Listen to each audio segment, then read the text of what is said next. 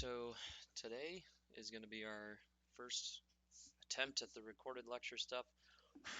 Um, so what we'll do today is talk about some moral reasoning, some principles of moral reasoning in bioethics, just how you go about addressing bioethical questions, what's different from bioethical questions from other moral questions, and then sort of ethical arguments as opposed to non-ethical or non-moral arguments.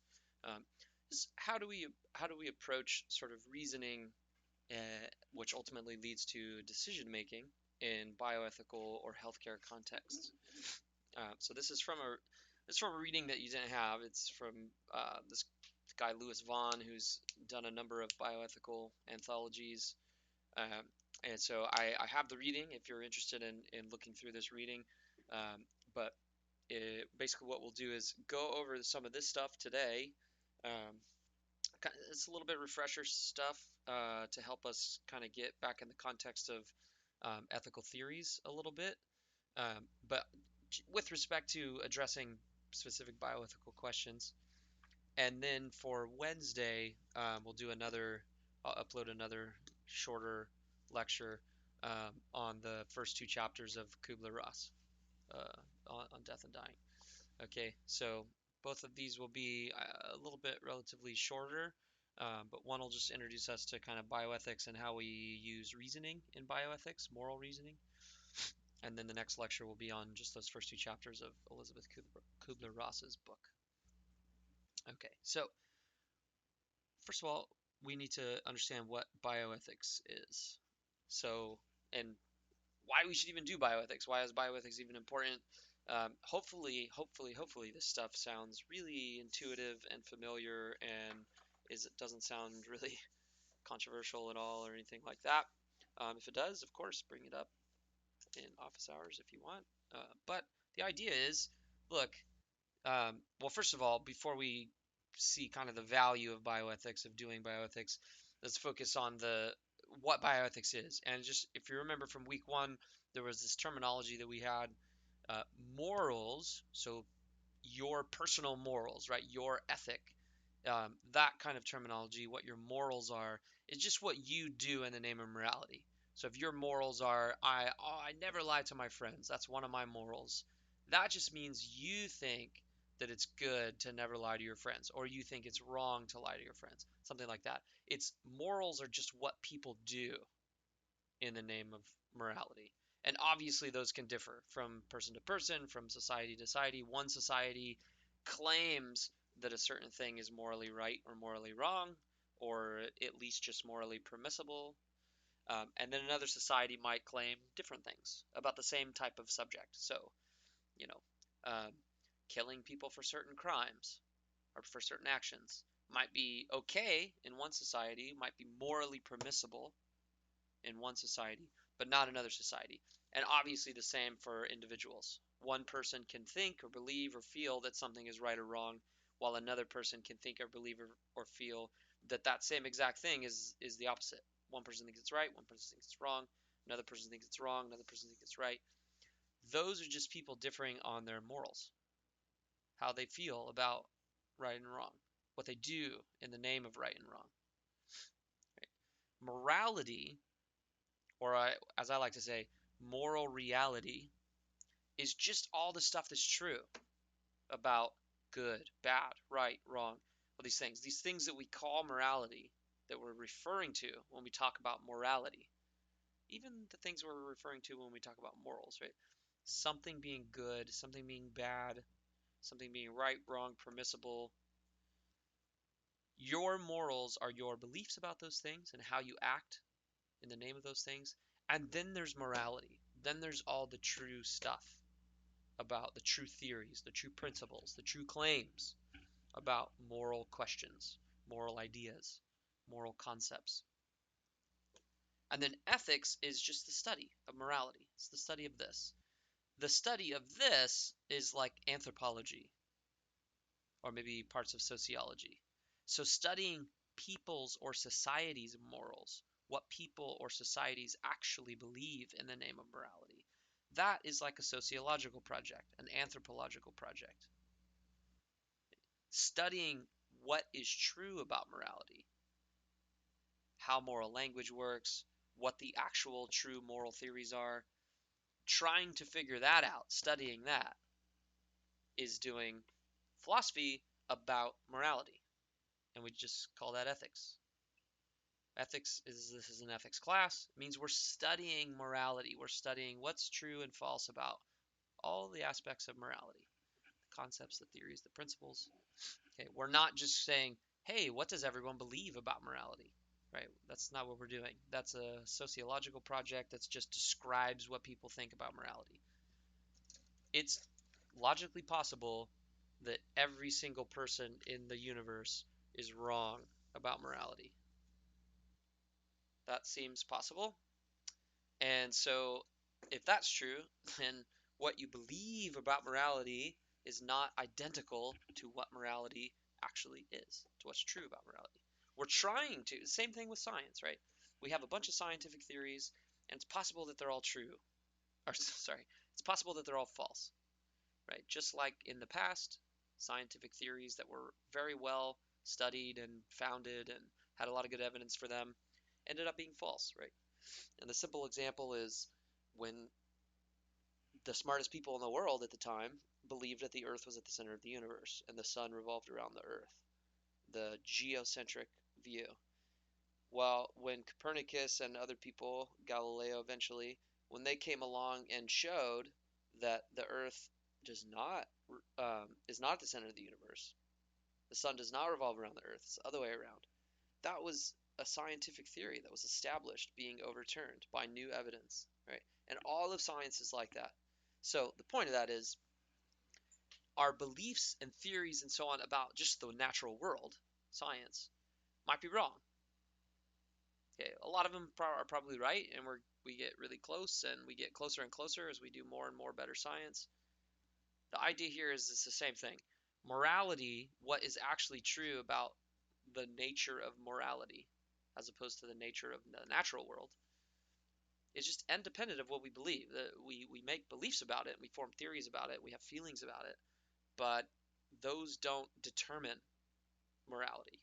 Morality is sort of out there for us to try to discover. And so ethics is trying to discover and study morality. Okay?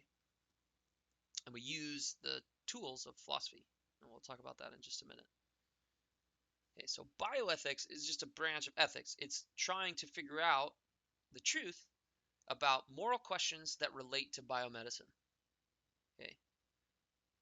So it's not about how we should set up the legal punishment system, the penal system, right? That's not bioethics. That would be like ethics of law, like or maybe even political philosophy, which is a kind of branch of value theory and ethics. Um, so bioethics is just ethics that focuses on healthcare, medical science, medical technology. Is modifying people's genome? Is that ethical? How can we conduct medical experiments on people, and to what extent, and what kinds of experiments? Do we need consent or not? Like questions about how to do medical science, about the implementation of medical technology, and then just about healthcare. How do we treat people? When do we treat people? Who should we treat over other people? These are all bioethical questions. Okay. So why should we do this? Why should we do bioethics? Well, it's hopefully pretty obvious, but some answers to this, just to make it clear, are one, it's just unavoidable. I mean, this is moral life is wrapped up in what we do. Trying to figure out and even just thinking about whether our actions or our choices are right or wrong, or good or bad, and whether they produce more or less right and wrong, or good or bad with their consequences, whether we're violating people's rights, these kinds of questions about the nature of our actions, the moral nature of our actions, and in particular, the moral nature of our actions that relate to bioethics. We just can't escape this because we get sick, we need treatment, we go to the doctor, right? Healthcare is just a part of life, so we can't avoid it. And then so bioethics, ethical questions about healthcare, is also just going to be a part of life. It's unavoidable. And so we need to make these decisions anyways about how to treat people and so on. So we might as well figure out how to do that the best we can. and in the most fair and decent and right way that we can, right? That's just bioethics. Secondly, the content of bioethics. It's not only can we just not avoid it, but the content, life and death, should we live longer? Should we allow people to die? What do we do about illnesses and so on? And then these other things. What do we do with people that are in pain or that are losing hope? How do we instill hope? These are important aspects that relate to bioethical issues because it's related to important things like death and dying and living. Uh, these will have just really important practical implications for us. So it's unavoidable. It's part of life. There's really important content in bioethical questions. And bioethics as a practice, since it's sort of a branch of philosophy, is this the systematic investigation of these issues. And we'll talk more in just a minute about what that means, but hopefully it's, you remember from the first couple weeks, is using reasons, argument, critical thinking, the systematic and reason-based approach is just the same, that's in philosophy is just the same thing that gets used in bioethics. Okay, and that helps us, that gives us the hope, right? This gives us a means for trying to actually come up with good answers. And by good, we don't mean 100% certain right? We don't get that anywhere. We don't even get that in science.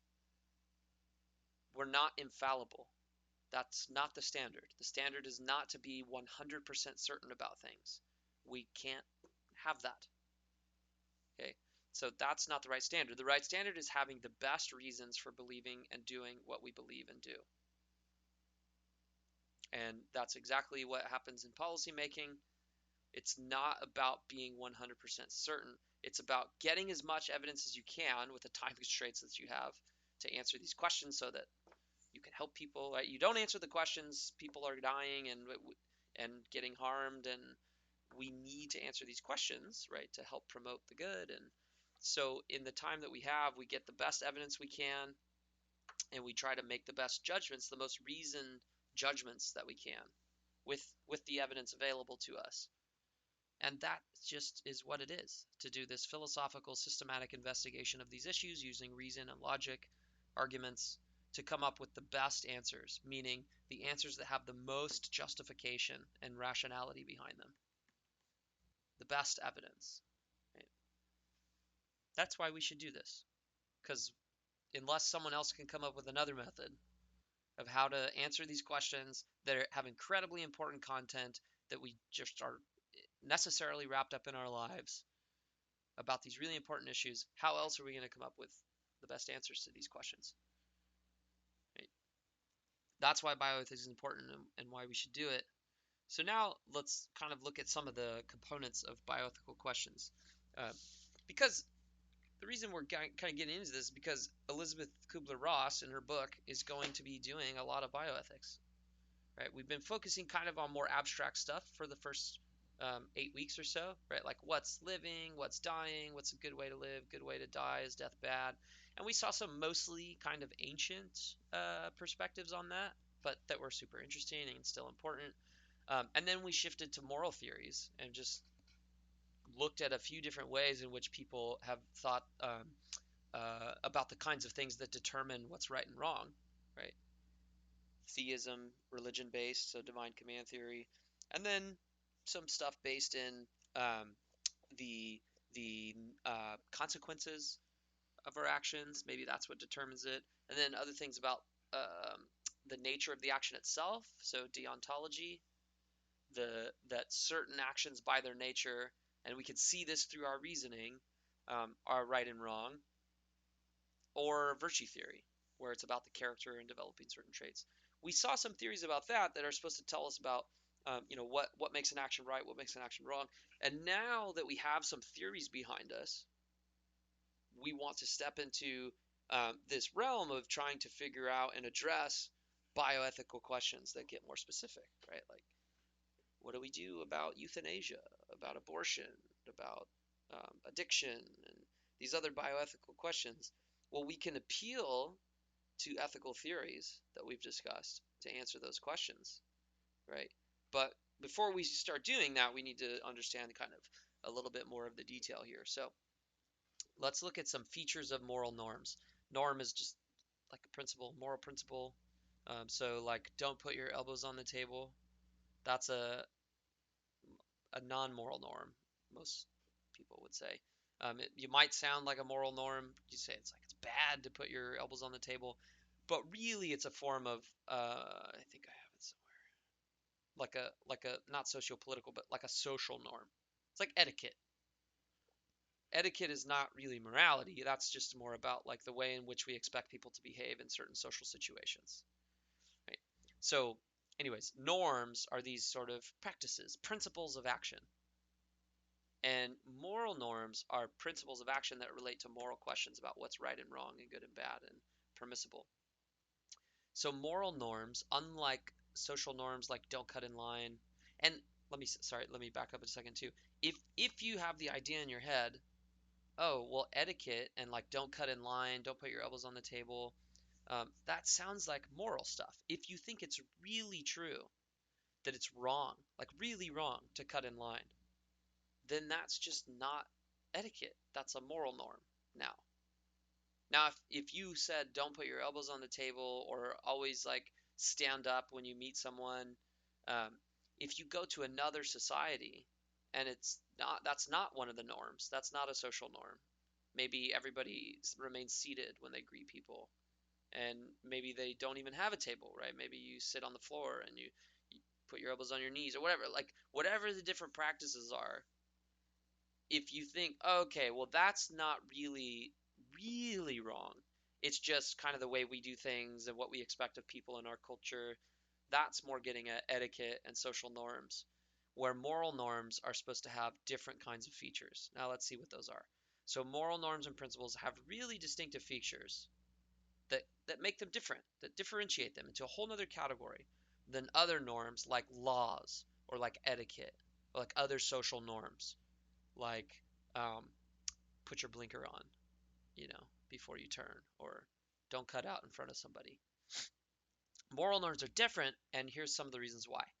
Normative dominance is the idea that moral norms override non-moral norms. So if there's a conflict between a moral norm and a non-moral norm, like a legal or a social norm, then the moral norm wins. Okay, so if somebody says X is wrong, and then we find out that, well, X is actually legal, well, the moral norm has most significance. The moral norm wins. It overrides the legal norm.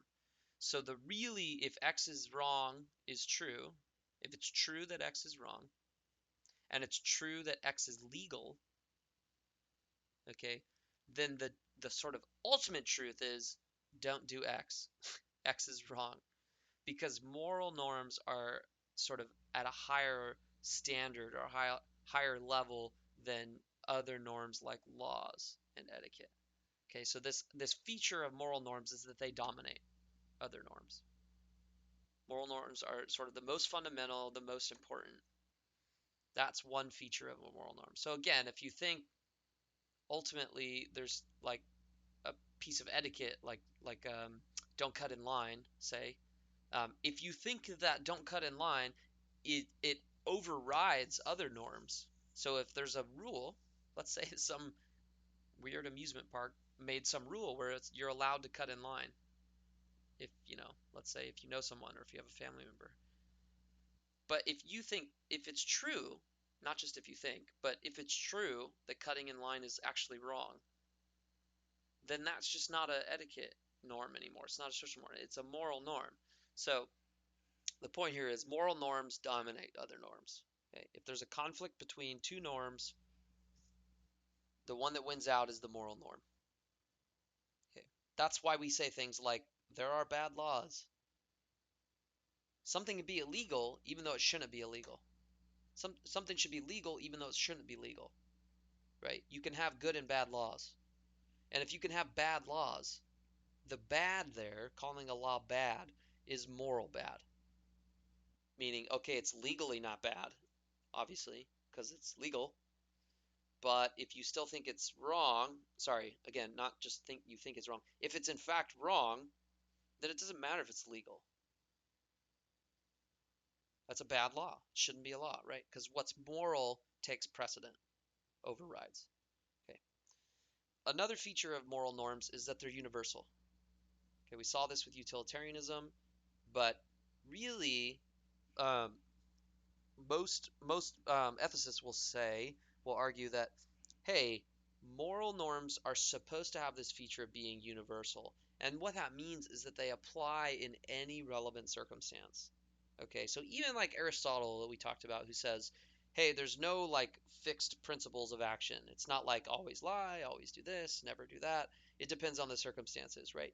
But if you had the exact same circumstances, but for another person, and let's say that that person has the exact same virtues and character traits as the other person in the same situation, well, then you should get the same answer. Because morality is supposed to be universal. The only times, if you do get some situation where a moral rule, a moral principle doesn't apply, then that doesn't mean that the rule is not universal. What that means is there must be some difference present. So principles, moral principles, and rules might be tied to specific features, circumstances, right? It might be that you should always lie when X, Y, and Z is true, right? Maybe not always, no matter what the circumstances, but in circumstances like this, that, and the other, then you should lie. And now if the circumstances are in this way and that way, then don't lie, right? So moral rules can be tied to the facts of the situation, but if all the things are the same, if everything is equal, then all the moral rules that applied in one case should also apply in the other case. And if they don't, if supposedly there's a moral rule that applies in one situation but not in another situation, that doesn't mean morality is not universal. That means there must be some morally relevant difference. Okay, okay, so universality means moral norms, moral principles apply in all relevantly similar circumstances. And if there's a difference in their application, if a moral rule applies in one case but not in another case, that means there must be a morally relevant difference. Okay. Similar thing here. Impartiality, again, which we saw with utilitarianism, and it's supposed to be a nice feature of utilitarianism that everyone's well-being counts for the same. This is the same with morality. It's just everyone's interest when you're talking about moral rules and whether we should do certain things to people or not do certain things to people, or whether we're allowed to act in one way or another or not allowed to act in one way or another. One thing that you have to keep in mind is who is affected by this. Who are you talking about? Who's going to be affected? And everyone, at least if everything is equal, everyone's interests count for the same. Okay, you don't get to say, "Hey, I'm going to not lie in this situation. I'll tell the truth because I really like this person. And in this other case, I don't really care about them, so I'm going to go ahead and lie." Well, you're treating those two people like they have different interests. Like one of them doesn't matter. You can lie to this person because they don't matter morally. Their interests don't count. Well, the only if you're going to respect impartiality, the only way you can do that is, again, if there's a morally relevant difference. And the fact that you like someone, it doesn't seem very morally relevant, right? You should still respect people's rights even if you don't like them. So impartiality and universality are kind of similar. One just says moral norms, moral rules, moral principles, those should apply the same in all circumstances unless there's a morally relevant difference. The default is moral principles apply sort of wherever unless we find a morally relevant difference. Okay. Impartiality says when we're considering moral questions and moral principles and where they apply, everybody's interests count the same, at least to start, by default. And then if we're going to treat people differently and apply rules to them differently, we better come up with a morally relevant difference for why we're doing that. Okay. So universality and partiality don't say that there can't be any differences. It doesn't say that no matter what, everywhere, always, and forever, we always apply all the moral rules the same for everyone, no matter what. It doesn't say anything like that. It says you can only have differences in how you apply the moral rules and who you apply the moral rules to, how you apply them. if there are morally relevant differences present. That's what it says. Okay, so you can have differences in how the rules get applied, when the rules apply, but you must identify a morally relevant difference. Okay, that's what these rules say. Whoops. Sorry for I'm a little under the weather too, so sorry for my sniffles and my throat gets a little dry. Okay, so reasonableness is another feature of moral norms. What that means is a moral norm, okay, a moral norm is justified in virtue of the reasons given for it. So a moral norm is justified or legitimate, right? Just insofar as it has good reasons to support it. Okay, so it's not mere opinion. It's not just emotional reactions. Moral principles are justified by reasons. Okay, and this is all these things here, the dominance, the universality, impartiality, reasonableness, is supposed to distinguish moral norms from other non-moral norms like laws, like etiquette. Okay. All right. Now, the one last thing with moral norms is the status of the moral norm. And by that, we kind of mean there's a few different ways, at least three, that Vaughn talks about anyways, these three kind of common ways of thinking. How do moral norms apply? What's their status? And one way that they might apply is absolute. They might be just absolute. They always apply no matter what, everywhere, always, no exceptions, right? So this is kind of like universality, but with the idea that there just actually aren't any exceptions. You might think some rules just don't have any exceptions.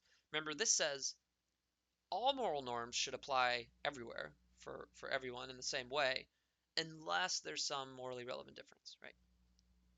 So if you lie to one person and then you have another situation which looks very, very similar, but this time if you lie to them, then they're going to be really devastated and maybe even hurt themselves because they're going to be so upset.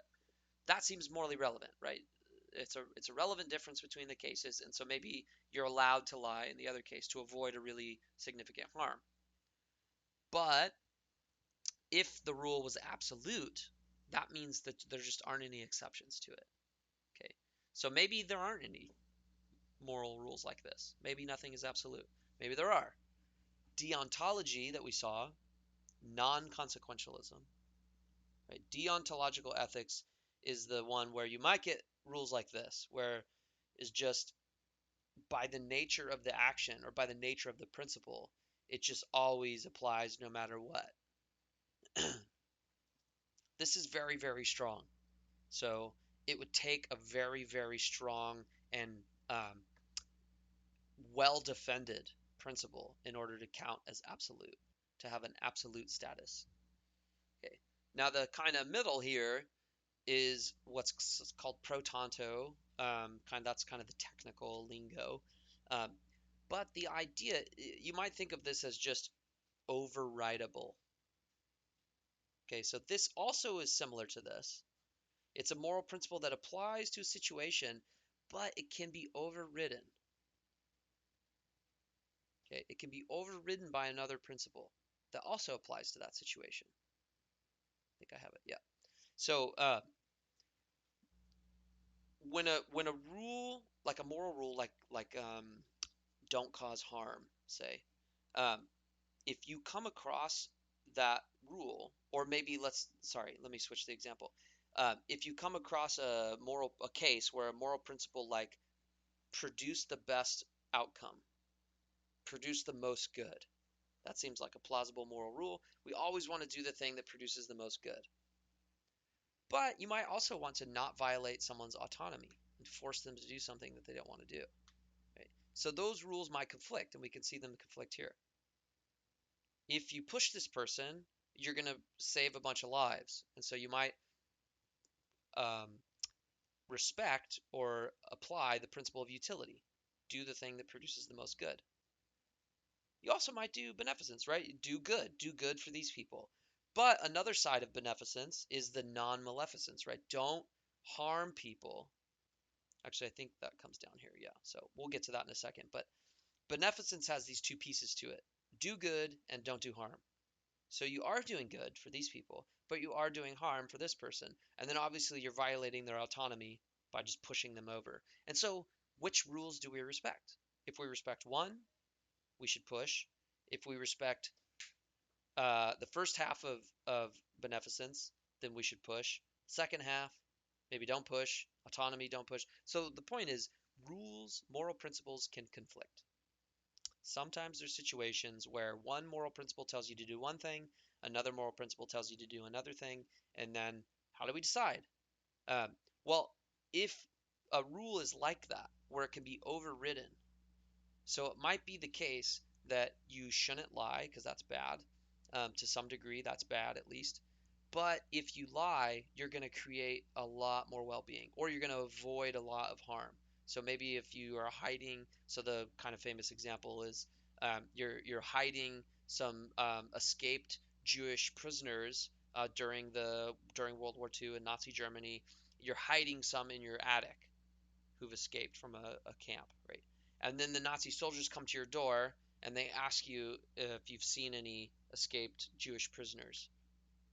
Well, if you say yes, they're going to find them and they're going to kill the whole family. Let's say you have like 20 of them hiding out there. But if you lie, let's just say they'll believe you. Maybe they have reason to believe you. So all you need to do is lie and then they'll go away. This pro tanto sort of category here would say both of those principles, don't lie, is a good principle. It's not absolute, but maybe it's a good principle, but it can be overridden by another principle. Don't do something that would cause really great harm. Lying is not going to cause really great harm, right? At least not in this situation. But um, telling the truth would. It would get 20 people killed, right? So the point is when these principles conflict, it's possible that one of them is overridden, even though it's still kind of wrong to lie. So what you do when you lie to the Nazi soldiers, it's wrong to a degree, but overall, when we consider everything, it ends up being right.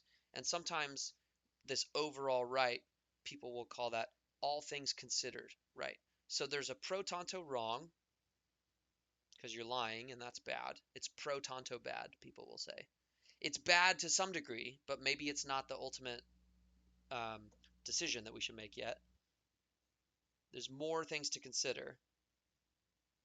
And once you consider everything, how much harm will happen, whether you're lying, whether you're being fair, consider everything, and then what should you do? What's the overall, all things considered, right thing to do?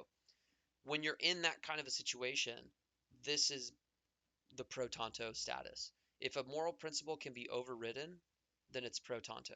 It's not absolute. It can be overridden, but it still applies.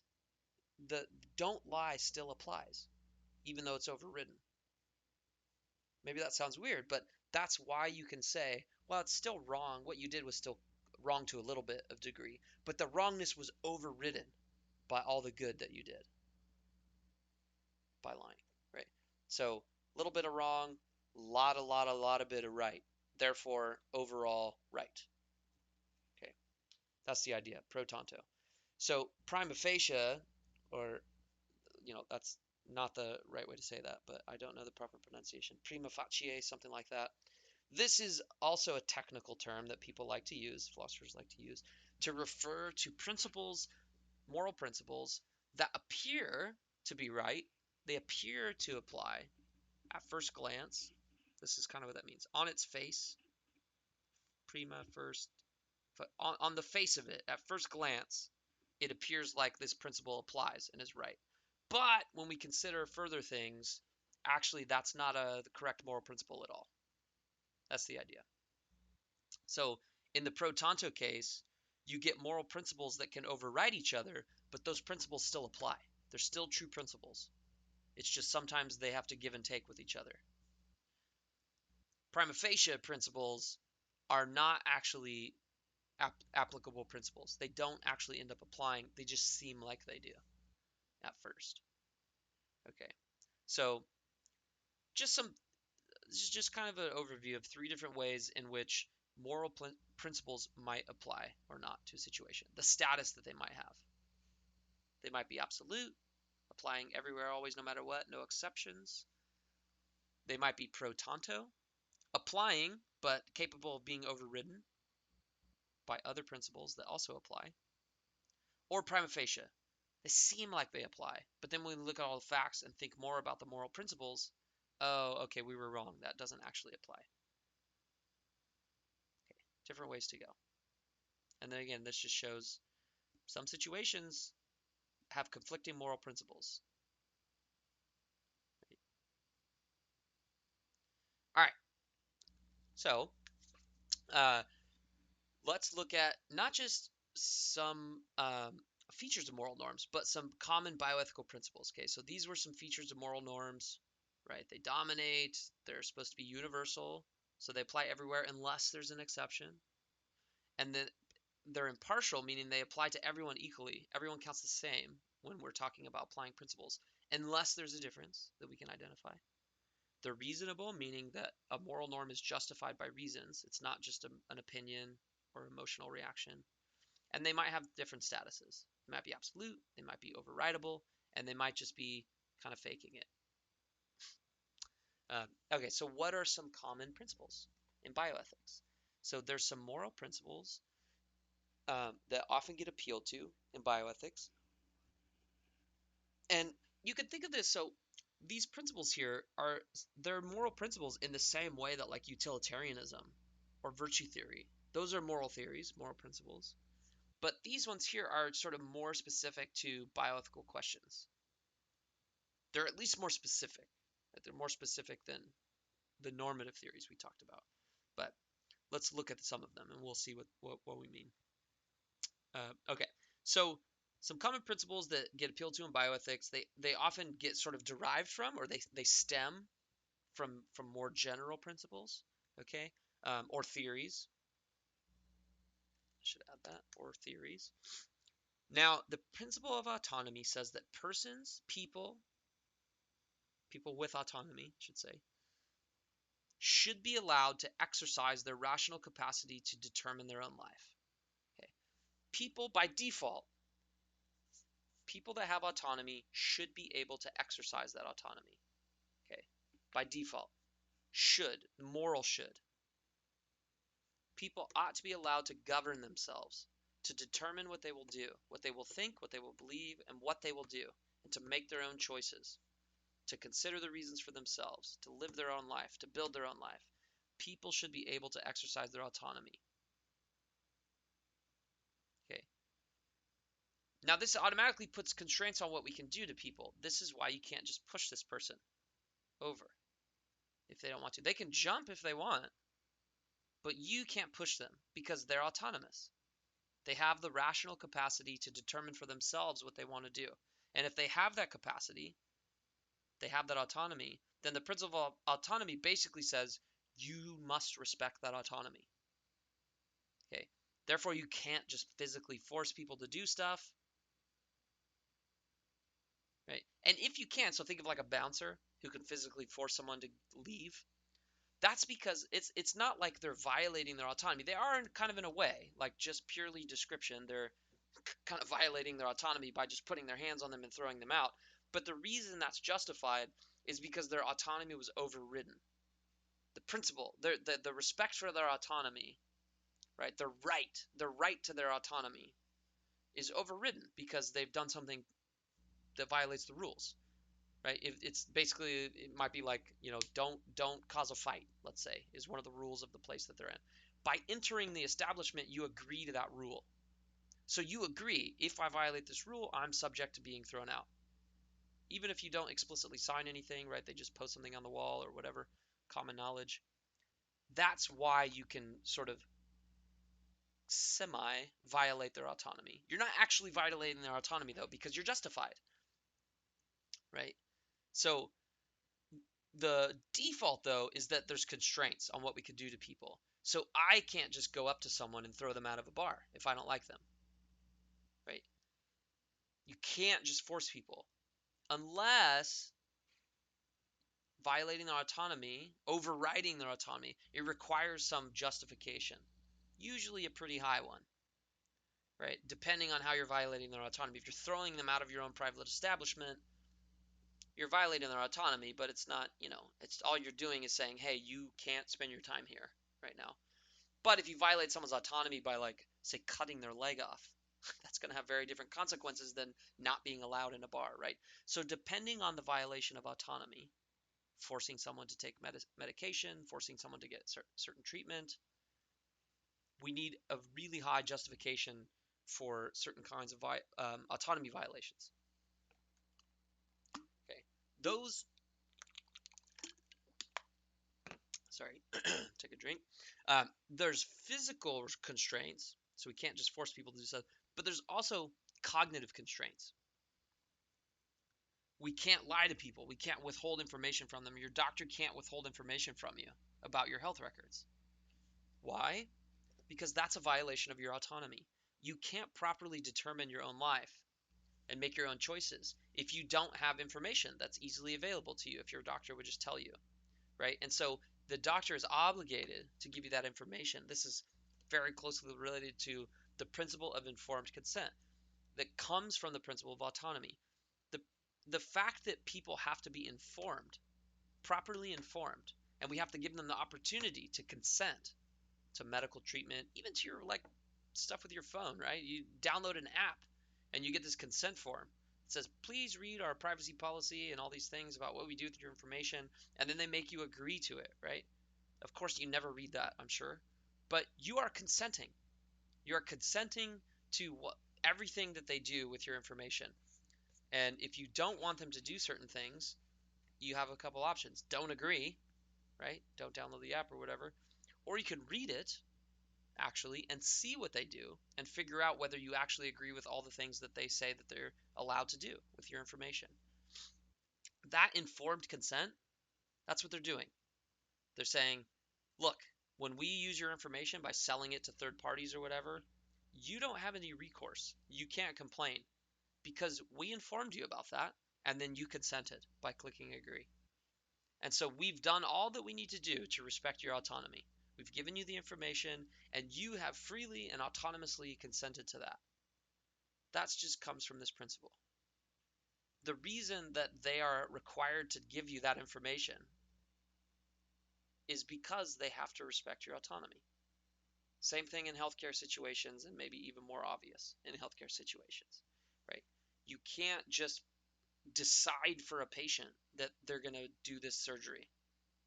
You have to tell them, as a doctor or a nurse or whatever, you have to tell them all about it and give them all the relevant information and then let them decide. That is because of the principle of autonomy. If someone has the rational capacity to determine their own actions, understand information, determine their own actions on the basis of that information, then by default, unless there are extreme circumstances, we have to respect that autonomy.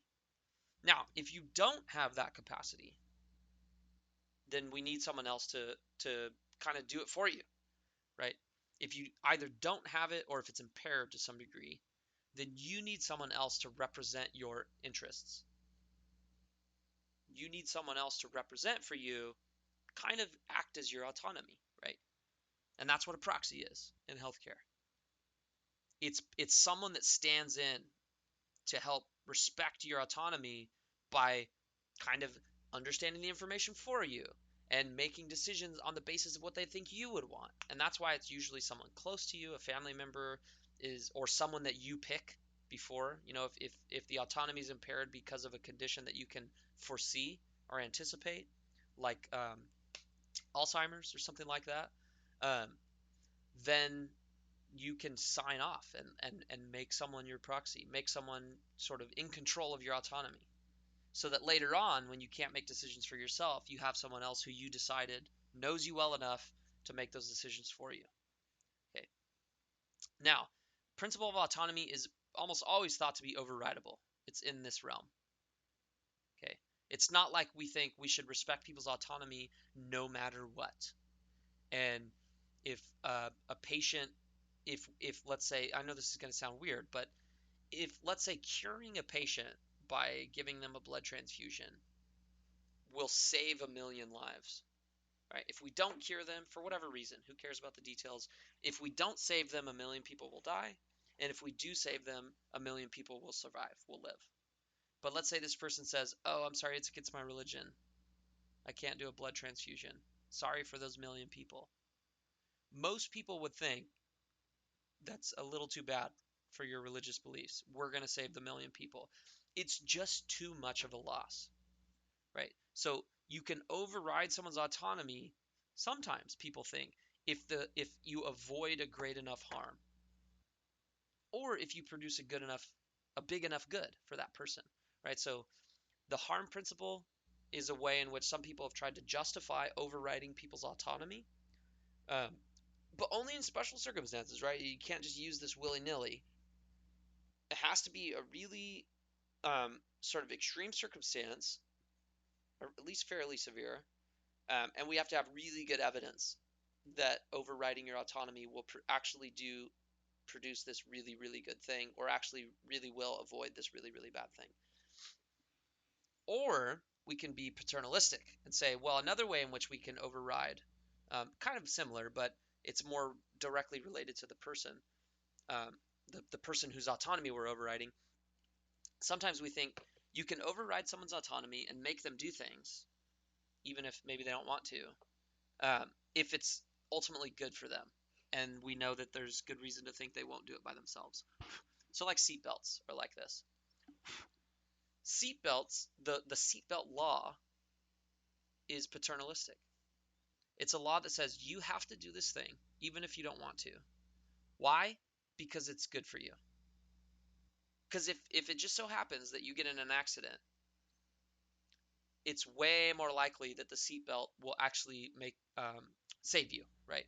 The seatbelt produces a way bigger probability of helping you, saving you in an accident than hurting you, right? Of course, there are crazy situations where maybe the seatbelt ends up being bad, but way more often than not, having a seatbelt on is going to increase your chances of surviving an accident, okay? And so because of the numbers there, and we also know that people just are much better at putting their seatbelts on when there's a law.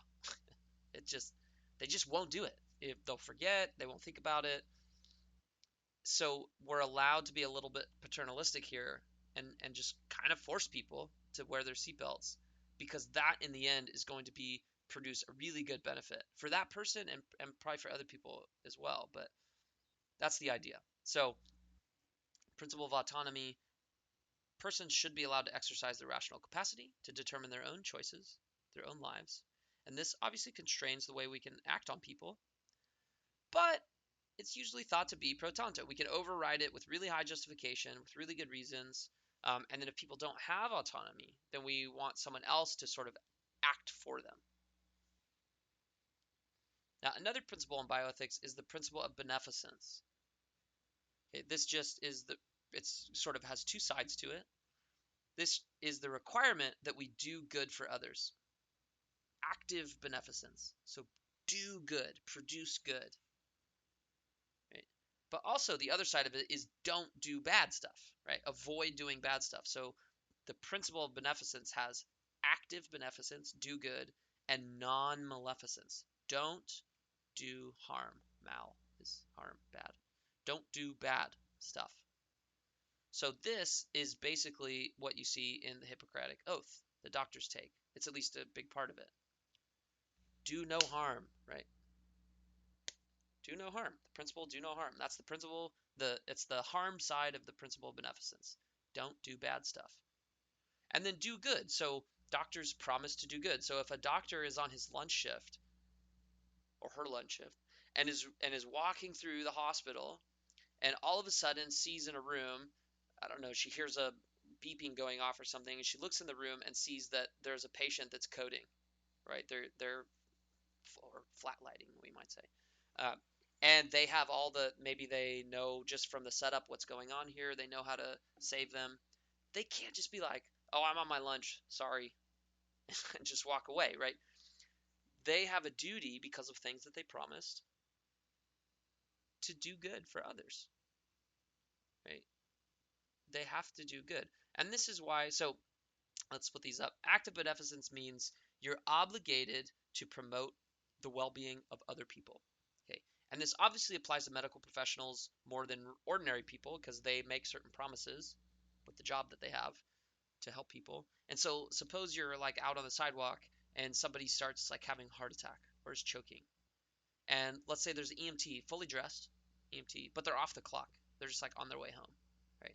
So they're not actually on duty, but we know that they have all this EMT training experience, right? It seems like it's more clear that they should do something to help than just a random pedestrian who might not have all that knowledge. Of course, maybe, but we're obligated to do other things, right? We got to call for help. Maybe we run over there and see if there's anything we can do. This is just the principle of active beneficence. We're obligated to promote others' well-being, I should say, like, insofar as is reasonable, right? And this meaning, what have you promised? What kinds of commitments have you made? What kinds of training do you have? Then the principle of non-maleficence, sorry, the portion of this principle that's non-maleficence, do no harm, that's just the Hippocratic Oath. Don't do any harm. You promise as a medical professional to do no harm. And this imposes obligations on you for what is often called due care. That just means you should use all your reasoning abilities, your training, your education, your common sense, to do the thing that will minimize harm and suffering. That's a principle. And you might think, oh, well, what about autonomy? Well, yeah, that's also a principle. But we're just focusing on these individual principles. And remember that they can conflict. Doing no harm or doing good can sometimes conflict with someone's autonomy. If a person is passed out, unconscious, and you don't know who they are, you don't know what they believe, there's nobody around, you're going to have to violate their autonomy probably to help them. You might have to hurt them by yanking them out of the car, for instance. You might have to like break say their like hand is caught in the door and the car's on fire. You might have to like break their hand to get it out. That's violating their autonomy. It's also doing harm. But it's because it's this sort of good, this overall good that you're trying to do that's going to completely outweigh their broken hand. Namely, saving their life, right? So these principles can all conflict, but it's just about figuring out how to apply them and how they weigh up against each other. So the principle of utility says we should do the thing that produces the most good, right? Or benefit, right? The most good, the most benefit for everyone concerned, right? And obviously this should sound very familiar from our conversation of utilitarianism. Right? The principle that utilitarians use is do the action that produces the most balance, the most favorable balance of good over bad. But non-utilitarians can use that principle too. Utilitarians, consequentialists, just think that's the only important principle, right? Like this is it. Well, really, utility plus hedonism, that well-being, pleasure, happiness is the only good thing. And then the right action, utility, do the thing that produces the most good, which is happiness or well-being. But all you have to do to use this principle and not be a utilitarian is think that there are other principles that matter, like autonomy, for instance, and justice. Right? So this here, a utilitarian says, yeah, just push them. Who cares about autonomy? It's really just about doing the most good, producing the most good, doing good for others, harm, like cost-benefit analysis of harm and good, right? But if you think other things matter, like autonomy or justice, what's fair, then you can still use this principle. It's just going to have to come up against other principles. And you might have to do some weighing, which one should apply. Okay, so the last principle, so principle of autonomy, respect people's rational power to determine for themselves what they want to do. Principle of beneficence, do good and don't do harm. Principle of utility, not only do good and don't do harm, but do the thing that has the most good, that has the best balance of good and bad. And we saw, remember, in the objections to utilitarianism that sometimes people think the thing that produces the most good over bad might not always be the best thing. So it's not always just about saving the most lives, right? Some people might think that. And if they think that, it's not always about, producing the most good over bad, the most well-being over suffering. Then they're probably appealing to other principles like autonomy or justice. The principle of justice is that that people should only get what they deserve or what's fair. Okay. So even though it would produce the most good to push this guy, you might think, well, it's unfair to push him. He doesn't deserve to die. He didn't do anything wrong. And that's separate from autonomy, right? They're very closely related, but they're different ideas. One says you can't push him because that's just going to violate this person's power to decide for themselves what they want to do. And the other, justice, says, well, it would be unfair or undeserving to push him because he didn't do anything to merit getting killed, to earn getting killed. He didn't earn that. He doesn't deserve that. So those are different, right? So these two principles, justice, autonomy, they can certainly come apart from these other ones and from each other. Right? So people ought to get what they deserve. That's the principle of justice. What's just? Getting what you deserve, getting what's fair. And there's two kinds of contexts. One is about kind of punishment and blame and responsibility. So retributive justice, the principle of justice, get what you deserve, get what's fair. Retributive justice is about how we treat people when they act rightly or wrongly, how we punish them, how we blame them. Distributive justice is about how we pass out all the resources. So this is basically saying only punish, blame, praise people, reward people. Only punish or blame people, only blame or praise people according to what's fair and what they deserve. That's retributive justice. Distributive justice, which is much more closely related. This is related to healthcare. It can be. We'll probably talk about it at the end of the semester with addiction stuff. Distributive justice is much more sort of straightforwardly related to healthcare because it has to do with how we distribute scarce resources. And a contemporary sort of issue we're dealing with now is like respirators, right? How do we distribute all the resources that we need to help people survive COVID when they get it? Well, we don't have enough resources for all the people that have COVID, right? That are severe, and it doesn't even have to be COVID, right? So if you just too politicized or whatever, just whatever. If you're sick and you need resources to survive, oftentimes there's more sick people than resources we have. Okay, almost always. Scarce resources are everywhere. So distributive justice is about passing out the goods, whether that's money, jobs, healthcare stuff, healthcare resources, based on what's fair and what people deserve. So impartiality matters here.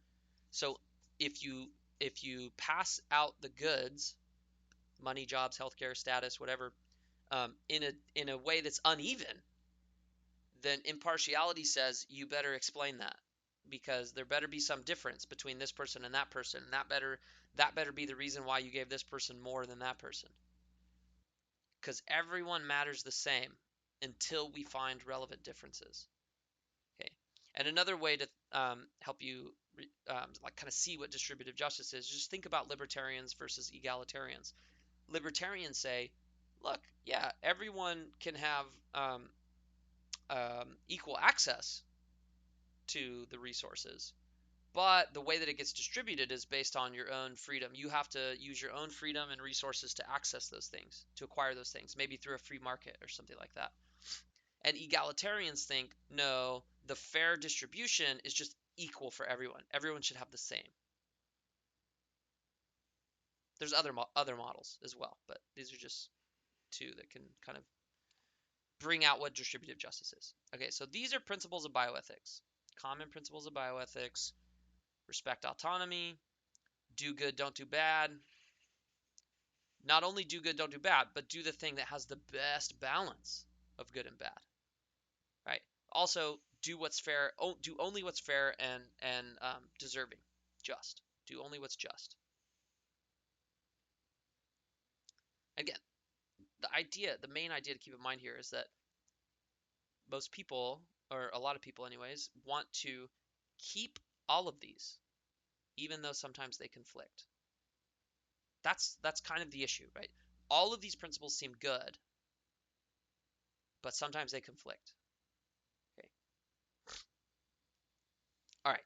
So, how to address ethical decision making? Whoops. How to address ethical decision making? Well, we should first of all, this is the claim from Vaughn that he wants to say, and I'll try to step into his shoes and defend this for him.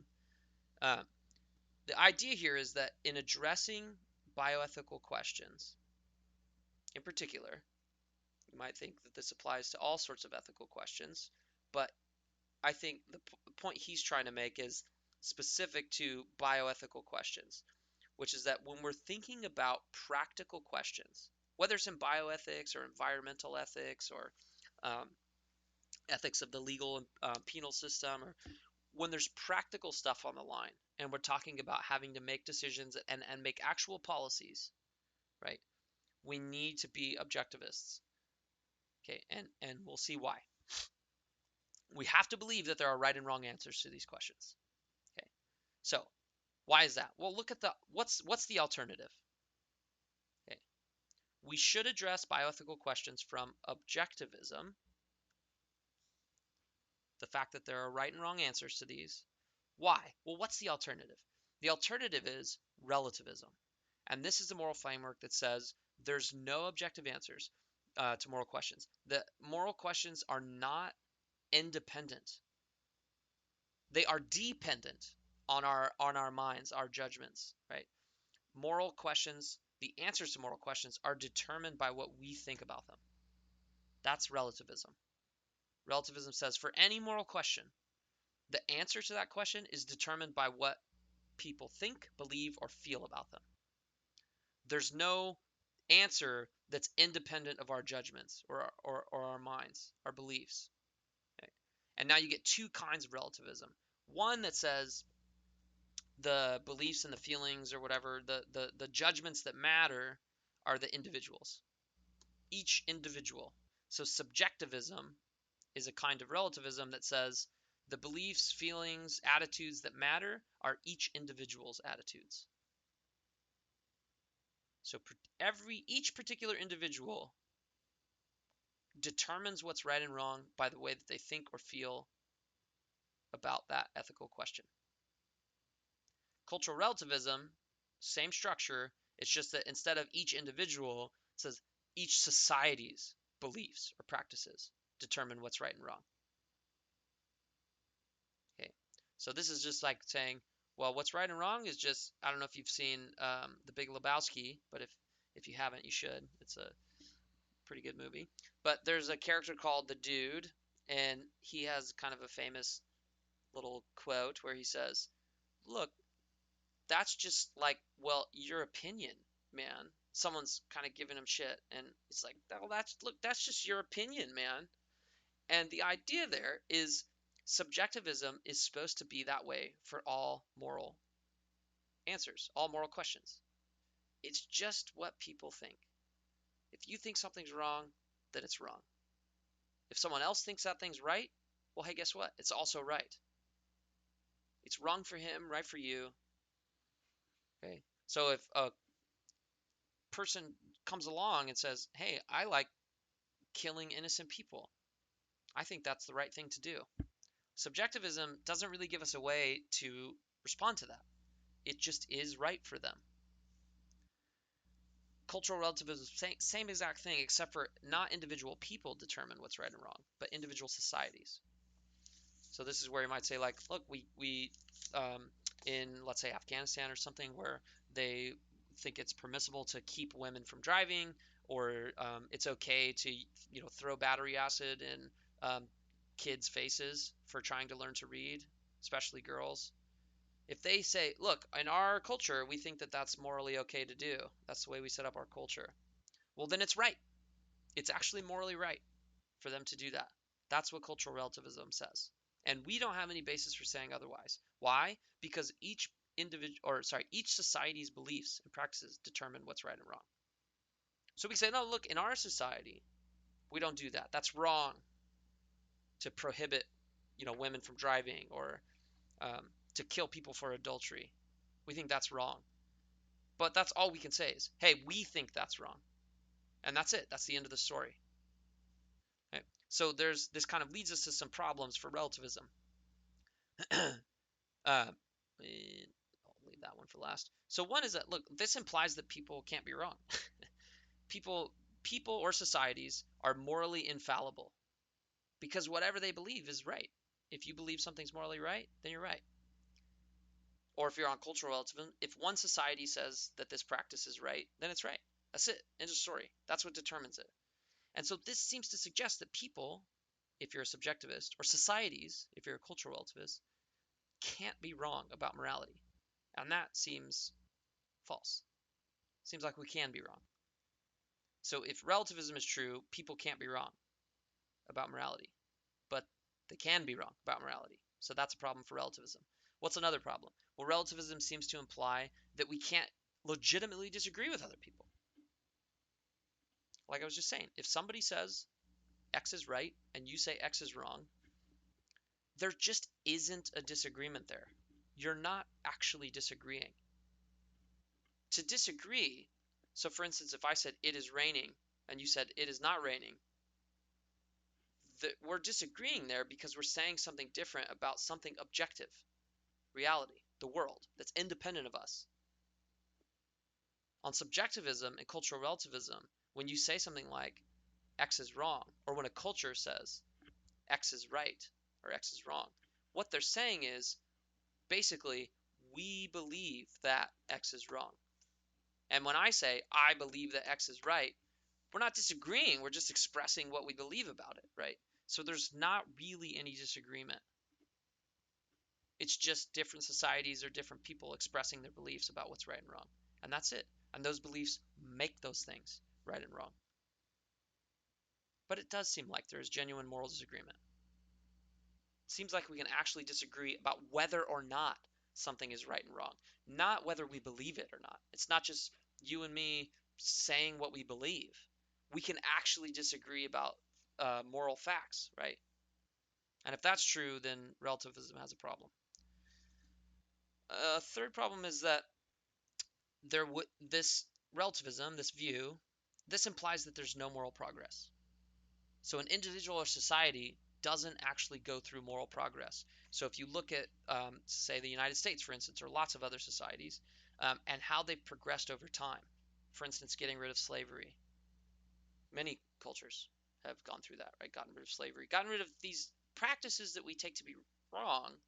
And we might look at that and think, oh, that society or that person, if some person's gone through like moral formation, oh, they've realized that what they were doing was wrong, and now they're doing something that they now realize is right. So they've progressed towards more moral truth, right? That is not the way you're allowed to describe it on relativism. On relativism, they've just changed their mind. Slavery was right when a certain society practiced it, if relativism is true. It was right then, and now that they don't practice it and they think it's wrong, okay, now it's wrong. But that doesn't mean it was wrong before.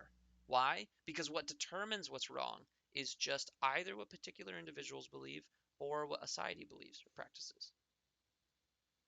If the society was practicing, slavery or killing every third child, then that's right, because that's what they're doing. So it implies that there's no such thing as moral progress. It's just changing attitudes, changing practices. And that doesn't seem right. It seems like we don't just change our mind. We move away from what we discover is wrong to what we think is right. Right? So relativism has a problem there too. The last problem, second to last problem is actually objectivism is the default starting point. We are actually intuitively objectivists about morality. At least some things. There's some things that you think are wrong or right, and not in a way where that's just your belief. where you think, no, no, no, no, this is right or wrong independently of me. I didn't create this to be right and wrong. I didn't make this right and wrong by believing it. I, in fact, discovered that this was right or wrong. And let's just say, sorry to be extreme, but killing innocent children. That seems like something that is objectively wrong. It doesn't matter what people think about that. It's wrong. Even if people think it's right, they are wrong, right? And if you don't like that example, pick whatever example you want, but there are at least some things where you think that thing is right or wrong objectively, independently of how anyone else thinks about it. And so that doesn't mean that objectivism is true. That means objectivism is the default starting point. People are objectivists by default. And so if you want relativism to be true, you're going to need really good reasons. You're going to need really good reasons to think that this intuitive starting point that we have is wrong. It's something that we had to get rid of. Right? And because of these things, it seems like we don't have very good reason to abandon our starting point that at least some things are objectively true. Now, the last thing, which is more related to bioethics in particular, is that relativism just doesn't allow us to get any answers. It removes moral guidance. Because if somebody says, oh, what should we do with all these ventilators? How do we distribute these resources? Well, one person might say, oh, we should give it to the people who are the most severely sick. Another person says, no, we should give it to the people who have the most money, let's say. Another person says, no, we should just do a lottery, make it random. Another person says, oh, how about the people who have the most chance of survival? All these are just going to be differences of opinion on relativism. There's no independent answer. There's no independent standard for seeing who's right and wrong. So what the hell's the point of bioethics if relativism is true? There just isn't any point. Everyone just do whatever they think is right. But that's not very useful. It's not very practical, and it just doesn't actually seem right. It seems like the incorrect way of thinking about this stuff. So how do we address bioethical questions? At the very least, we need the starting point that objectivism is true. That objectivism is true at least for some of the answers. Maybe we don't even know which ones. But we have to at least think that there are right and wrong answers to these things. Otherwise, what the hell is the point of doing bioethics and trying to figure out whether euthanasia is right or wrong, or whether we should be distributing the healthcare resources in this way or that way? Why the hell would we even care if there's not a right or wrong answer? Right? So we got to be objectivists, at least from the starting point. And, excuse me, being an objectivist means, it doesn't mean there's a right or wrong answer to every single moral question we can think of. Maybe there is. But all objectivism means is at least some. And at least some means at minimum one moral principle is true independently of what anyone thinks about it. There's at least one, and maybe many, moral principles, moral claims, moral theories that are independently true. Not true because we think they're true, not true because we believe they're true, not true because we feel a certain way about them, we like those theories. They're true independent of our judgments. At least one moral theory is true. That's all you need for objectivism. Okay, relativism is the idea that there are no objective answers. Zero, none. Objectivism says, well, there's at least one, probably. So objectivism is not as demanding as you might think. Remember this, right?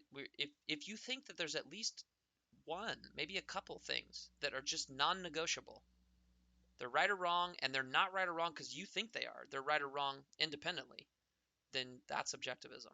So here's the idea. Just in the same way that the way in which the things that we believe about the world, they do not determine how the world is. There's the world, reality, and then there's the stuff we believe about it. Okay, so if I believe the earth is square, that doesn't make the earth square. That means I'm wrong. I have a false belief about the earth. My beliefs are trying to match up with reality. And if they don't, that doesn't change reality. That just means I have a false belief, right? and I need to do some work to try to get my belief to match up with the way reality is. Objectivists just have the same picture about ethics, about morality. What you believe about it does not necessarily determine what is true about moral reality. If you think, hey, harm's a good thing, we should just go around harming everyone, that doesn't mean that that's a true moral theory. Okay? In the same way our beliefs and thoughts and feelings don't determine natural reality, the physical reality, an objectivist says our beliefs, our thoughts, our feelings do not just determine moral reality. There is some moral reality, and maybe it's only one principle. Maybe there's only one true moral principle, like utilitarianism is true or something. Just always do the thing that produces most well-being. Well, then there's a moral reality, and we don't just get to make it up with what we believe or think, nor do societies. Okay, this is the objectivist picture down here, and it only has to apply to one. Okay, that's where we should start. This does not entail absolutism. Okay, it does not entail being an objectivist is not the same as this. You don't have to think that the true moral principle always applies everywhere without exception. You could think that a true moral principle can be overridden and maybe depends on the circumstances. Okay. Objective principles can be overridden. They can be sensitive to this. Utilitarians are this way, right? They have one rule, do the thing that maximizes well-being, but what maximizes well-being depends on the situation you're in. Okay, so just being an objectivist doesn't mean that the circumstances don't matter. And it doesn't mean everything is just absolute, always true, no matter what, for anywhere, everywhere, with no exceptions. That's a really extreme version of objectivism, but objective principles don't require that. Okay. It's also common sense, as we just saw, right? It's the intuitive default view that needs to be beaten. You, as some David Enoch is a moral philosopher who has a paper called Why I Am an Objectivist About Ethics and Why You Are Too. And he argues there that you are an objectivist about ethics, at least about one, probably a few things. That doesn't necessarily mean that's not an argument for objectivism. It's just one reason for thinking that objectivism is kind of the natural starting point. Just think about all of your ethical views, and you will probably come to one where you think, yeah, I guess I think that's true, not because I believe it, but it's true independently of me. And even if people think it's false, they're just wrong. Like, harm is good. That's almost like logically incoherent, right? You can't just say harm is good and then it's true. You can't just say killing innocent children is good. Like, that doesn't make it true. And if you think that about any single principle, then you are an objectivist. Okay. Now, the last thing that's more important for bioethics is that at least starting with objectivism, starting with the idea that some moral questions have right and wrong answers, okay, independently of us and our thoughts about them. That's the only way we're going to make progress in bioethics and actually answer moral questions. Otherwise, it's just differences of opinion, and that's not going to get us anywhere.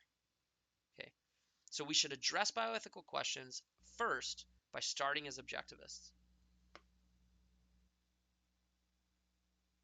All right, so now what's kind of the more logistical way of addressing bioethical questions? Well, just like any other issue, with argument and critical thinking. So this will be slightly a review, and will take us into the sort of summary. Okay. Use critical thinking and logic to construct and evaluate moral arguments. That's just our first week or two. We just do the same thing for morality, but moral arguments, so they're going to share a lot of the common features, and that's why we just still do philosophy. We still use critical thinking, logic, because they share these fundamental features. It's one statement, a conclusion, supported by other statements, the premises, which uses logical reasoning to connect the support to the conclusion. That's a moral argument's going to do all the same things that other arguments do. Okay, it's just their content's different. Instead of statements about descriptive descriptive statements about the world, like there are 10 chairs in the room, it is raining outside, and all that. They're statements about what's good and bad, what ought to happen, what should happen. Okay, so moral arguments, though, even though they have the similar kind of structure, they're going to have this slight difference. The conclusion is always going to be moral. A moral argument has a moral conclusion. Okay, the moral argument is going to lead to a conclusion like, don't do X, or X is wrong, or X is right. You're obligated to do X, or X is permissible in this case. Like, okay, it's okay here to let the patient commit voluntary euthanasia or physician-assisted suicide. So the conclusion, whether it's really general, right, never lie, whatever, or it's really particular, it's morally permissible for John to undergo physician-assisted suicide. Whether it's general or specific, the conclusion is going to be moral. It's going to be about what should or shouldn't happen, or what's morally permissible, what's right and wrong. And in order to get that kind of a conclusion, at least one of the supporting claims also has to be moral. Okay, you can't give purely physical descriptions of the world and then result in a moral conclusion. There's a debate about this in ethics, in the literature, but we're not going to worry about that. We're just going to assume for our purposes, you cannot get moral conclusions from non-moral statements. Okay, so if I said there are 3 chairs in this room, I'm just looking around. There are 3 chairs in this room. All the chairs are black. There is a brown dresser and 1 human. What's the moral conclusion? Well, there isn't one, because there wasn't any moral claims there. Okay, so if I said it's wrong to violate someone's autonomy, not letting John undergo physician-assisted suicide would violate his autonomy. Therefore, it's morally permissible for John to undergo physician-assisted suicide. Well, now I have a moral supporting claim too. I said it's wrong to violate someone's autonomy. That's not the conclusion. That's a supporting claim. That's a claim that supports the conclusion that we should morally allow John to undergo physician-assisted suicide. So you need a moral supporting claim in order to get a moral conclusion. Okay, and usually that's done by invoking principles, moral principles, moral theories, and those just serve as part of the support for your moral conclusion. Okay. All right. Well, how do we evaluate moral arguments? Same kind of way. Look, just again recap. Good arguments are arguments that have good reasoning and true premises. So does the argument have good reasoning? That's the first thing you want to ask, which means like, do the claims actually support the conclusion? Even if we just assume for the sake of argument that they're true, would those claims actually provide support to the conclusion? If not, then that's bad reasoning. Okay. Trying to figure out whether it's deductive or inductive. I refer you back to the toolkit to remember those definitions. But this question, does it have good reasoning? Is the connection between the supporting claims, premises, and the conclusion actually a good connection? Okay, I could say there is a book on my table, there is a cup on my table, therefore it is not raining outside. All of that's true. It's true there's a book on my table, it's true there's a cup on my table, and it's true that it's not raining outside. But that's a horrible argument. The premises don't have anything to do with the conclusion. Even if it's true that there's a book and a cup on my table, that tells us nothing about whether it's raining outside. Okay, so you can have all true premises and a true conclusion, but still have bad reasoning.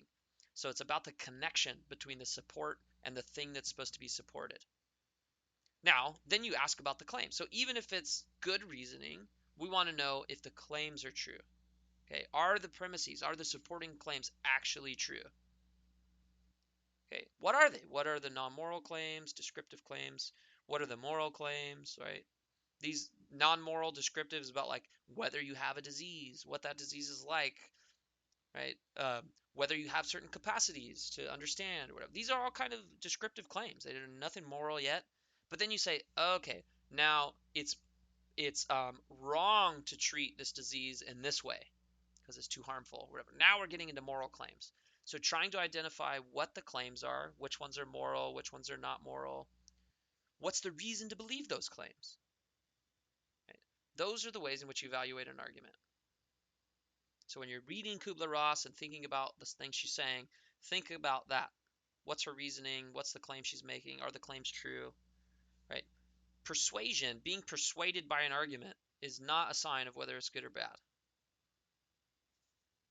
Okay? It's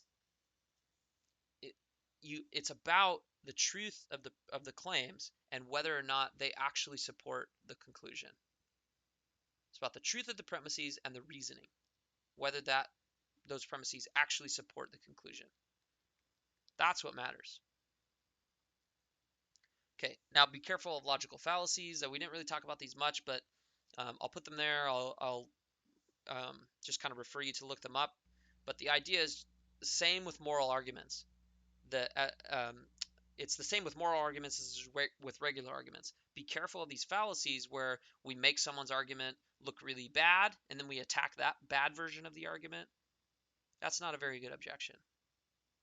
If you have an argument that just sort of says, oh, this can't be true because the person who's saying it is really a terrible person, that's not a very good argument either. If you say, oh, well, we can't disprove X, therefore X must be true, that's not a good argument either. I can't disprove that there's a undetectable tiny teapot orbiting Venus. I can't really disprove that. Doesn't mean it's true, right? Begging the question, that's just assuming what you're trying to prove. You can't assume what you're trying to prove while you're trying to prove it. And then some slippery slope is basically like saying, well, X would lead to Y, and Y would lead to Z, and Z would lead to A, and keep going down this rabbit hole and say, like, well, if it, let me give you a specific example. This was often used a few years ago when, or more than a few years ago, when gay marriage was an issue, right? Should people, same-sex marriage, should people of the same sex be able to be married? And some not very good arguers will say things like, well, if we let people of the same sex get married, then we're just going to have to make it legal that people can marry their pets, or people can marry an object like a door. And where's it going to stop, right? There's no reason to think that we would go down that slippery slope. So that's a bad argument. So the same thing will work with moral arguments. You have to be careful for these things. All right. And then evaluating premises in a moral argument is going to depend on whether it's non-moral or moral. So some of the factual or descriptive claims, I shouldn't say factual. Some of the just descriptive, non-moral claims. Because again, if we're objectivists, then there are going to be moral facts, right? So it's not like scientific, empirical, descriptive claims are facts, and then moral claims are opinions. We've just said that is not the way to think about this. There's a moral reality where there's facts about moral things, just like there's facts about the normal, natural reality, right? So, but non-moral, descriptive claims are going to depend on things like empirical support, observation. Is there science behind it? Is there reason to believe it from non-moral sources, like science? It's kind of the main one. The other option is maybe the non-moral claim is about concepts. So if I said, Marley is a dog, therefore Marley is a mammal. That's non-moral. That's descriptive. And it's not really, maybe the fact that Marley's a dog might have empirical support because we go look at it or something to observe. But the idea, therefore Marley's a mammal, or if I said if Marley's a dog, then Marley's a mammal, that's just about the concepts, definitions, meaning of terms, right? So that's another way in which you might support or evaluate whether a premise is true. If it's non-moral, you say, okay, is it true? Is there empirical support? Or does it even make sense? Are they using the meaning of the terms correctly? Now, moral claims get evaluated in a slightly different way. There's three common ways in which someone might try to support a moral claim. One is to appeal to more general principles, right? Like these. Principle of autonomy, So you might say like, it's wrong to deny John the possibility of um, undergoing physician-assisted suicide. Why would we think that's true? Well, maybe someone's appealing to this principle, and they're just assuming like, well, look, that would violate his autonomy. Because of this principle, it's wrong to violate someone's autonomy. And maybe they think, well, there's just not really any good reason to override that. That would be a way to defend a moral claim, by appealing to another sort of higher level principle. You might also appeal to more general theories like utilitarianism. So how should we distribute the ventilators? Well, someone might say you should a moral premise, right? A moral claim. You should distribute the ventilators in a way that would produce the most amount of saved lives. And you might say, well, why? And they would say, oh, well, because I'm a utilitarian. Here's my argument for why utilitarianism is true.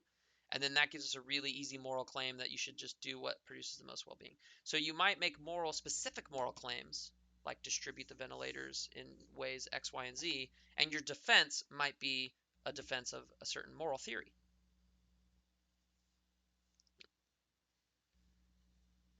Also, a very common way of doing this is appealing to moral intuition. So like in these cases here, someone might say it's wrong, even though it will save 5, right? Kill 1 to save 5. That's more lives. It's wrong to push. You might say, why? Well, just think about it intuitively. If we just consider all the facts here and we see what's going on, we'll just be able to use our rationality and just kind of intuitively see that it's wrong to push this person. Why, I talked about this case, I think last week. Um, why, if you're walking by a little shallow pond and you have like a $500 suit on, and then you see a little kid drowning, you could just walk into the water and save them, but you'd ruin your suit that you just bought. People might say, well, intuitively, you should ruin the suit. Who cares about the suit, right? Intuitively, it's just you should save them. It would be wrong to keep walking.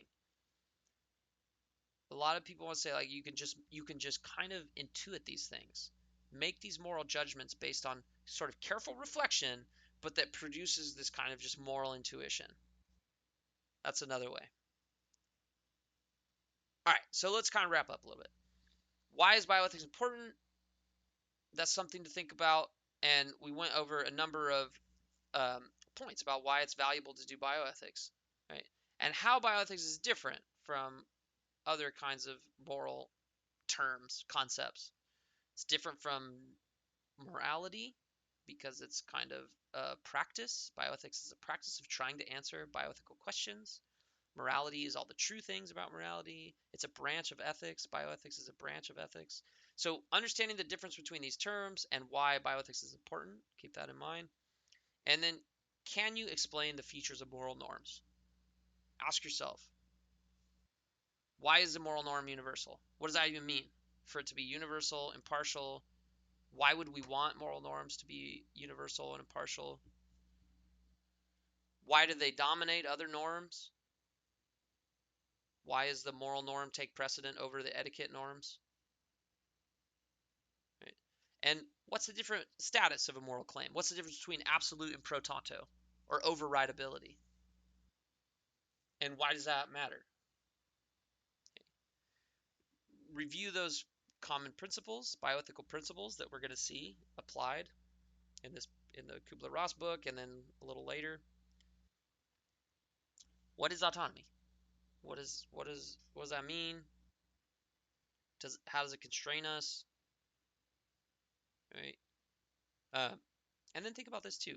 Why would Kantian deontological ethics or divine command theory use this principle more than, say, consequentialism? The difference between active beneficence and non-maleficence, um, the principle of utility, and just think, why would it be possible for non-utilitarians to use or invoke the principle of utility? How does that make sense? It does make sense. So think about why that makes sense. And then how the principle of justice relates to healthcare. Think of distributive justice, what's fair and deserving. If I asked you, just explain why is justice, fairness, why is that relevant to healthcare? Could you answer that question in a way that's related to the stuff just talked about in the lecture, right? Why should we be objectivists when we address bioethical questions? What can relativism do? More importantly, what can relativism not do? What trouble does it get us in? Right? What trouble does it get us in? What are the problems? And there's some misconceptions about objectivism that have to do with this stuff. A lot of people think objectivism is the same as absolutism. It's not the same. Okay. And then are you confident that you could identify, evaluate, and construct a moral argument? Like the difference. Like, do you know what's needed? Why is a moral argument different from a non-moral argument? What's the main thing? Okay, and then how do you support moral claims? What does it mean to say, I appeal to a moral theory, a moral principle, in order to support the specific moral claim that I make? Try to figure out what that means. That should make sense, and if it doesn't make sense, think about that, reread this stuff here about that, and ask questions, because that should make sense. Okay. All right, that will do for today.